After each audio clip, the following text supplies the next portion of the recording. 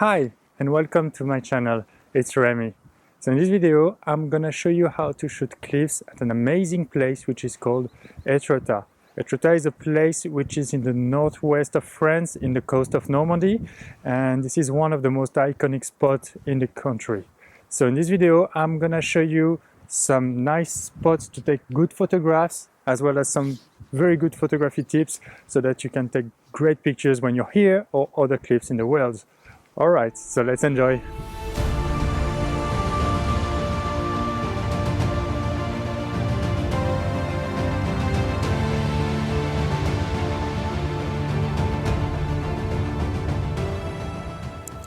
So let me first introduce quickly so that you can better visualize where we are.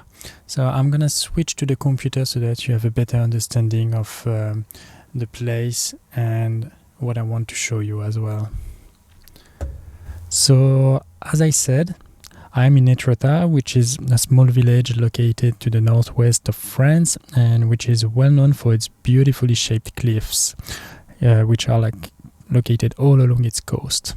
So I spent here a few days to photograph the cliffs and have everything ready for this video so that I can share with you some composition tips around the place.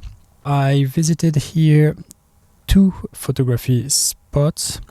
The first one is the greatest view from the famous Havel Cliff, which is located at the south of the village. I actually went there twice for sunrise because the first time I had some poor light, rain and also a lot of wind, and I really wanted to catch the place with a beautiful and interesting sunrise light. So I returned there the next day with a lot more luck. So you're gonna see this a bit later. The second spot is on the northern part of the village and gives a more of a wider view and a further away view from the cliffs with an interesting opportunity to catch the Etretat beach as well. So I went there twice as well for sunset and I had both time an incredible light. So I was really happy with the final shot I got. So now you know more about where I am. So let's get a little more into the core of the topic.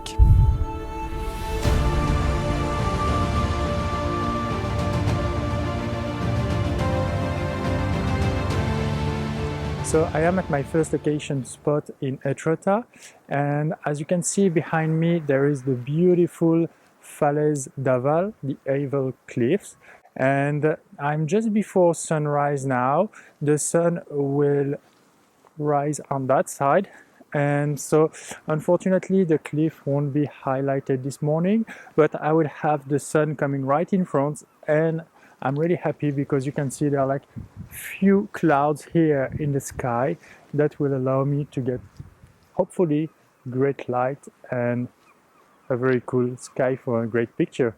So I'm truly looking forward to this moment. Hopefully you're gonna enjoy it too. So now let's move to another spot and see the composition that you can make to make great pictures out of this beautiful natural wonder. I'm finally set to shoot my photographs. So I'm shooting with my XF 10-24mm on my Fujifilm X-T3. So I'm shooting with an ultra wide angle because the composition is really great for this. We are not too far away from the subject and there are like strong leading lines going towards it that are really emphasized beautifully by ultra wide angle lenses. So that's the first thing. Then in terms of composition, so I do have my subject on the background here, which is the Havel Cliff, which of course I don't have to present it, and that obviously makes a great subject. I do have a great leading line that goes all the way around until here, until my camera, and that's really something we're looking for when we are shooting with an ultra wide angle lens. I do have some beautiful water on the left hand side, which creates sort of a negative space, but not too much. And there is the blue color that really complements the white yellowish color, soft color of the cliff. So that's really complementary to the whole scene. And as a foreground, so I'm using as well the cliff, which creates kind of like a circular shape all around me, and that goes towards the cliff. So the foreground will be the first part, the one that you can see here. That's really the edge of the cliff that I'm gonna use as a foreground here. So as you can see, I'm not sure you can see it very well on the camera, but there is also one part that goes down towards the sea, and that really adds a little more to the foreground. So I'm really glad of this composition. That's, let's say, a fairly easy one, a fairly obvious one, because you can take this type of photograph here, like in various points. I chose that one, and that's really amazing. I have nothing more to say. And now the sun is rising and the sky starts coloring, so I'm gonna start shooting. All right, speak to you later. What a truly amazing place it is. I mean, look at this. Like, you've got all in place here to just enjoy. Even if I wasn't taking pictures here, I would just be like enjoying the place, because it's really, really wonderful to be here. And on top of that, I mean, I'm alone. I saw a few people passing around, but yeah, well, didn't come here. So I get the whole spot for myself. What's not to love? So I finally changed my orientation. So I was shooting in landscape mode before, so a very wide angle.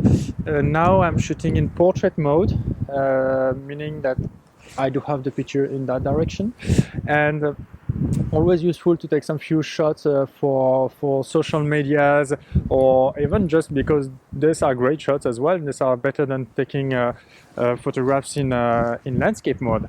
So in this case, I essentially kept the same composition with the cliff right in front as subject, with the leading line around, with the sky, the sea. Everything is pretty much the same, but different orientation. So as I am shooting in portrait mode, I could not get as wide angle and get all the cliffs all around. So basically I used the bottom shoreline that goes towards the cliff as a continuity of my foreground and my leading line going towards the subject. And I'm using here the rule of third to compose my picture. So I'm keeping 2/3 of the image as land and 1/3 as sky. So the sky is not that interesting actually as I thought initially, because there are not too many clouds, but the colors are still very soft and it's still really complementary to the rest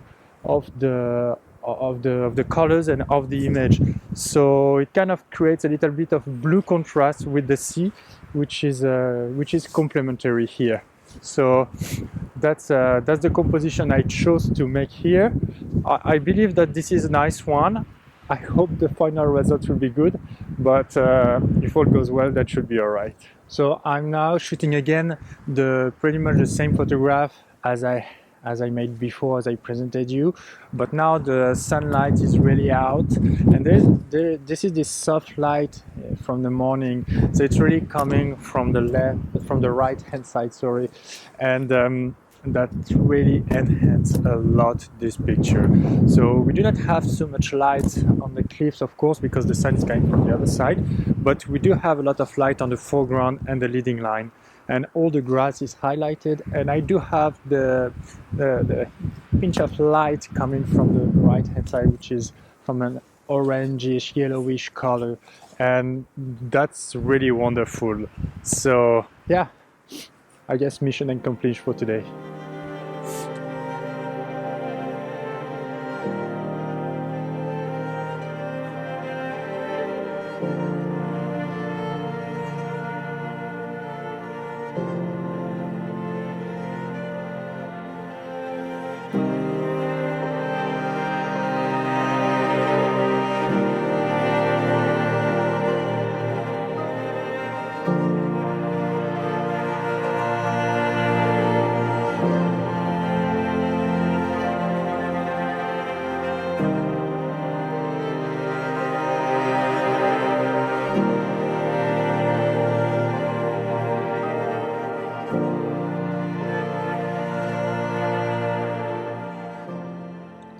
I just wanted to apologize for the second part because it was subject to heavy winds, and so sometimes I'm barely audible.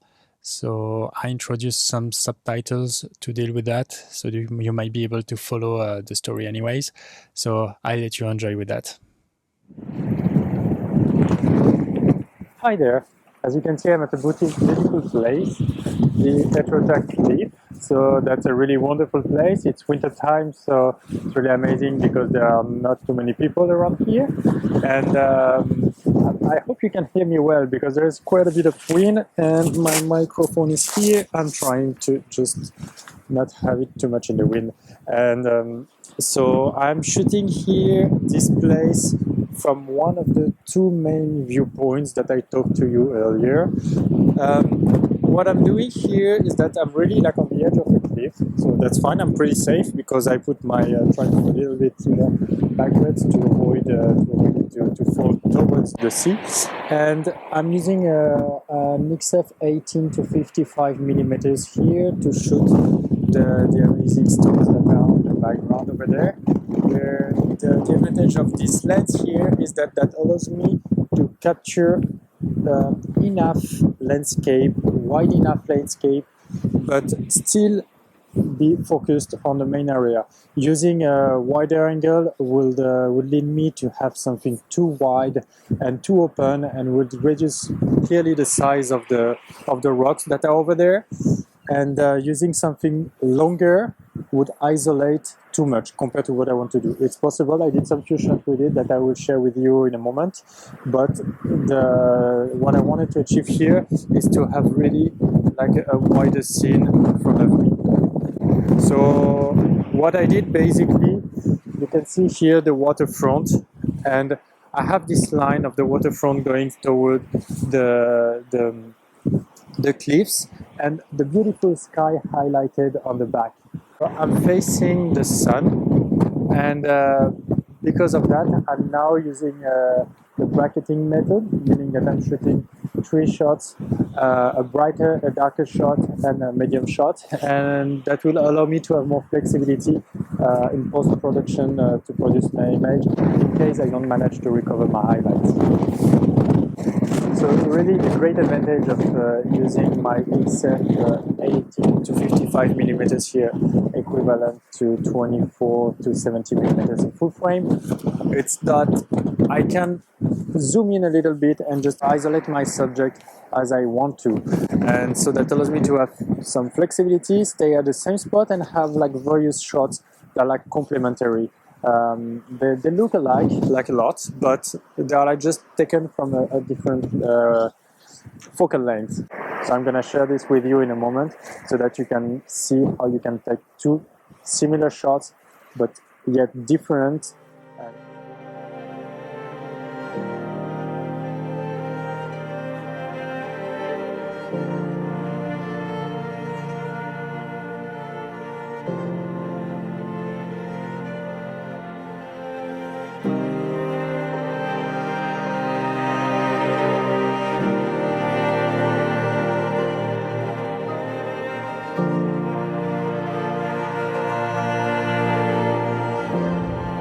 So I'm back in my motorhome, and I had the time to look and process some of the pictures I took during this last few days. And I must say that I'm actually really surprised about the end result. Like, I'm really pleased by it because I wasn't expecting to have so many nice shots photographed during this period. Like, the light was really fantastic, and yeah, I'm just very pleased about this. So now I'm gonna share with you 2 photographs and to see the end result and to analyze them in order to understand the composition and see also the end result of what we photographed in this video. So for this, I'm going to switch to the computer and we're going to start analyzing. To show you more about composition, I decided to take 2 photographs that I like, obviously, but also 2 photographs that are like fairly representative and that are also a little more somehow complex in terms of composition. So the first one is from the first viewpoint, where we had like the oval cliff right in front of us. So the first thing that you can see in this photograph is that you have the feeling to be the person on the cliff, like looking at the cliff. So you really have the feeling to be into the picture. So when you're looking at it, like you could be the person looking at this. So that's the first feeling you want to give to your viewer. So what provided us this feeling? So the first thing is this beach here that we have as a leading line going towards our subject, which is obviously the cliff here. Then we have also our foreground, which is forming like a shape, a circular shape right in front of us. So just to remind you that this picture was photographed with an ultra wide angle, meaning that the foreground is slightly emphasized, and of course this gives this feeling of depth in the picture. The other thing that we have here is like we have kind of double continuity. So we have the beach here that goes towards the subject, but we also have that part here, the cliff itself that goes there, and that kind of continues here, and that creates as well a kind of a frame at the bottom of our picture. So by looking at this, we really dive into the photographs. And what's really interesting is that, of course, we have this circular shape here that goes towards the cliff, but we can also look at it in the other way, like this. And this has the same effect because the shape goes actually also a little like this. So we look at it and then we flow in to the cliff. So in both cases, no matter if you go from left to right or right to left, your eyes fall on the cliff and you really feel like you're in the picture. So that was for the first picture. So now let me switch to the second one. So that's the second picture I chose for this video. So that's a picture I shot with my XF 18 to 55 millimeters, which is roughly like 2470 for full frame. And I must have shot this one at about like 46 millimeters, so maybe something like 65 millimeters. And what happens here is that we kind of don't have so much this sense of perspective. I mean, we do have a sense of perspective here, but we don't have a huge sense of perspective as we had in the other one. First of all, we don't have here any foreground, meaning that we don't have anything to base ourselves on regarding the perspective. We don't really know where we are, and that's actually what I wanted to create. But we still have a sense of depth here, like with this part that with the beach here that goes all the way towards the cliff, and which is also declined through the cliffs itself. The shape of the cliffs also leads your eyes toward there, so you kind of understand what's going on, but you don't really have a sense of perspective. And anyways, your viewer is like looking at the photograph and like really getting into it. And we also have the light coming from the back, like highlighting the cliff, which is definitely something that draws the viewer eyes towards the picture and towards the subject, which is the most important thing you want to achieve here. If the water would have been, let's say, blue all over, that would have been, to be frank, like really boring. But here we've got all that part which is highlighted with colors, and that part here, like, it's kind of balancing the colors in the photograph. So we here got a part which is slightly darker, and that doesn't distract us. We have a part here which is slightly brighter, that balances the picture, and we've got our sky, which is like definitely not too present. We are like beyond the first third of the photograph if we would divide it in three parts, and we have all the sky, which is like dressing up and like kind of framing all that part. And with this, we really have a feeling of intimacy a little bit. Now look at it like without any indication, and like when we look at it, we really feel like, wow, this is fairly big, impressive to see, and nice to watch from this angle. So that's pretty much it for the analysis of these two pictures. I hope that you enjoyed it, that you enjoy watching the video too. Just keep in mind that these tips can be used in any type of cliffs photography around the world. Like pretty much any cliffs would look pretty much the same. Of course, you will have differences. You will have some that look a little nicer, some that look a little worse, but in any case, you will be able to use these kind of tips in your photographs. All right, so we are reaching the end of this video. Thank you for watching it, and I hope that you enjoyed it as well. If you did, please feel free to leave me a thumbs up, or even if you want to see more of my content week after week, just feel free to push the subscribe button below. In the meantime, I wish you a nice end of the week, and see you next week.